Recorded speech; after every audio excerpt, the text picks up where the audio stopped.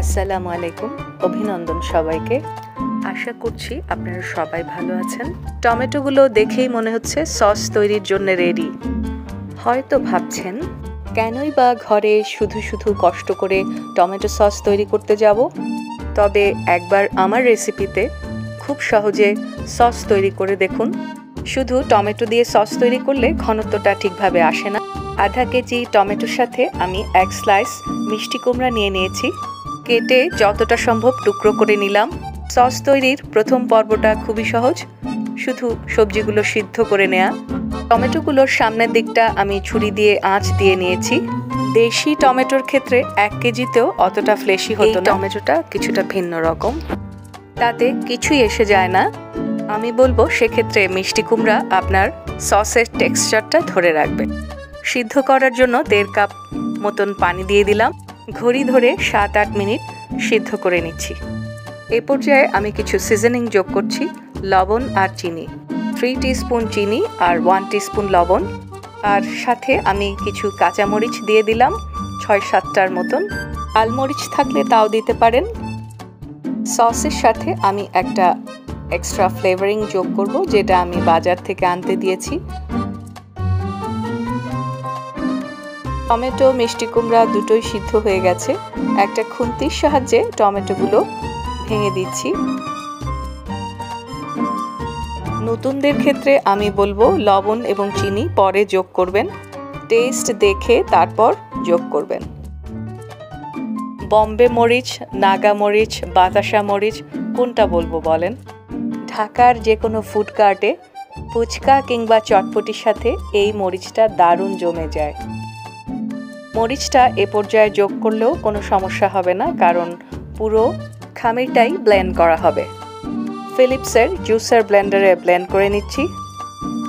Blend করার আগে tomato আর মিষ্টি কুমড়োর সেদ্ধটাকে একটু ঠান্ডা করে নিব। গরম অবস্থায় ব্লেন্ড করতে যাবেন না। 1 টেবিল স্পুনের মতন ভিনেগার যোগ করে দিচ্ছি। জাল দেওয়ার সময় যোগ করতে পারেন। এবারে ব্লেন্ড করে নিচ্ছি। দেখেন টেক্সচারটা কীরকম ভাইব্রেন্ট এসেছে। কালারের দিক থেকে পারফেক্ট। তারপরও আমি কেকের ফুড কালার আমেরিকালার থেকে 1 ফোঁটা যোগ করে দিয়ে নেড়েচেড়ে নিলাম। এবারে ছাঁকনে ভালো করে পিউরিটা ছেঁকে নেব। নেটের কাপড় থাকলে চিপে চিপেও ছেঁকে নিতে পারেন। আমি লোহার জালিতেই করে নিলাম, তবে ক্রিয়াটা একটু ধৈর্য ধরে করতে হয়। নাগা মরিচের বিচিগুলো যোগ করতে চাইলে আগেই ছাড়িয়ে রাখুন, তবে আমি অতটা ঝাল করতে চাচ্ছি না, কারণ এর আগেই আমি কিছু কাঁচামরিচ যোগ করে দিয়েছিলাম। টক ঝাল মিষ্টির বিষয়টা সম্পূর্ণই আপনার পছন্দ অনুসারে করতে পারেন। আপনার নিজের স্বাদ অনুযায়ী আপনি সেটা কম বেশি করে নিতে পারেন। তবে নাগা মরিচ কিন্তু যথেষ্ট ঝাল হয়, তাই বুঝে শুনে ব্যবহার করতে হয়। জাল দেওয়ার আগেই পিউরিটা মনে হচ্ছে রেডি। এ পর্যায়ে আমি 1/4 কাপ চিনি আবারও যোগ করে দিচ্ছি। চিনির পরপরই দিব 1 চা চামচ গোলমরিচ গুঁড়া, 1 চা চামচ আচারের মশলা, না থাকলে জিরে টালা দিতে পারেন, আর দিয়ে দিচ্ছি 1 চা চামচ স্পেশাল মশলার গুঁড়া। ভালোভাবে মিক্স করে নিচ্ছি। যে কড়াইতে আমি টমেটো এবং মিষ্টি কুমড়া সিদ্ধ করেছিলাম, সেই কড়াইতেই আবার পিউরিটা জাল করে নিব। ঘড়ি ধরে 10 মিনিট জাল করলেই হয়ে যাবে। এবার একটা গোপন টিপস দিচ্ছি, সেটি হচ্ছে 3 চা চামচের মতন ময়দা 2 টেবিল চামচের মতন পানি দিয়ে গুলিয়ে এই পিউরিটার সাথে যোগ করে দিচ্ছি। তবে পিউরিটা যেহেতু জাল দিচ্ছি গরম, তাই নাড়াচাড়া করতে করতেই ময়দার পেস্টটা যোগ করে দেব।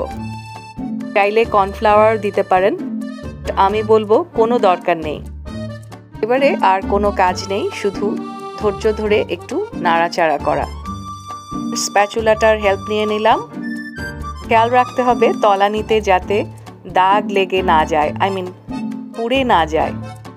জালটা অবশ্যই ধিমি করে দিতে হবে এবং কোনো ক্রমেই নাড়াচাড়া বন্ধ করা যাবে না। স্বাদ দেখতে গিয়ে মনে হলো যেন কিছুটা টক হলে ভালো হতো। এই অবস্থায় আমি কিছুটা তেঁতুলের কাঠ যোগ করে দিয়েছি। রান্নাটাই একটা ব্যালেন্সের বিষয়। সসটা হতে হবে ঝাল টক মিষ্টি মিলিয়ে দুর্দান্ত একটা স্বাদ, যেটা কিনা বাজারের সসকে বিট করবে। তা না হলে আপনি বানাবেন কেন? সসটা রেডি, নামিয়ে ঠান্ডা করে বোতলে প্রিজার্ভ করে ফ্রিজে রাখুন। আমি আগে ব্যবহার করা একটি টমেটো সসের বয়মে সসগুলো প্রিজার্ভ করছি, আর বাকি সসগুলো আমি একটা কাচের বয়ামে প্রিজার্ভ করে রেখে দিয়েছি। ভিডিওটি দেখার জন্য ধন্যবাদ। বিদায়।